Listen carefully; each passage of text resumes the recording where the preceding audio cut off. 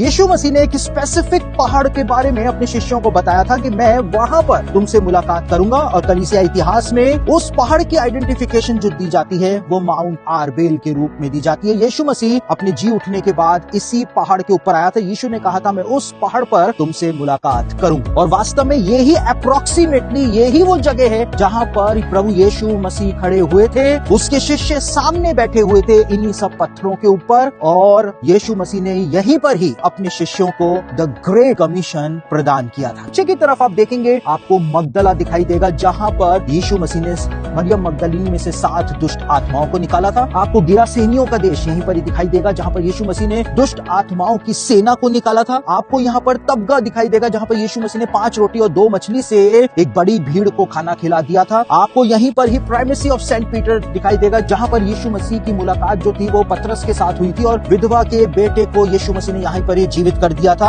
और यही गलील की झील थी जिसके ऊपर यीशु मसीह चल करके अपने शिष्यों के पास पहुंचा था। इसी गलील की झील के अंदर जब एक तूफान आ गया था तो यीशु मसीह ने उस तूफान को इसी गलील की झील के अंदर अपने शिष्यों के सामने शांत कर दिया था। तो जब यीशु मसीह ने ग्रेट कमीशन दिया, यीशु मसीह ने इस बात को कहा कि स्वर्ग और पृथ्वी का सारा अधिकार मुझे दिया गया है। तो चेले जो थे वो उन सब स्पेसिफिक जगहों को देख करके वो याद कर सकते थे कि वास्तव में यीशु मसीह जो बोल रहा है वो कोई काल्पनिक बात नहीं है,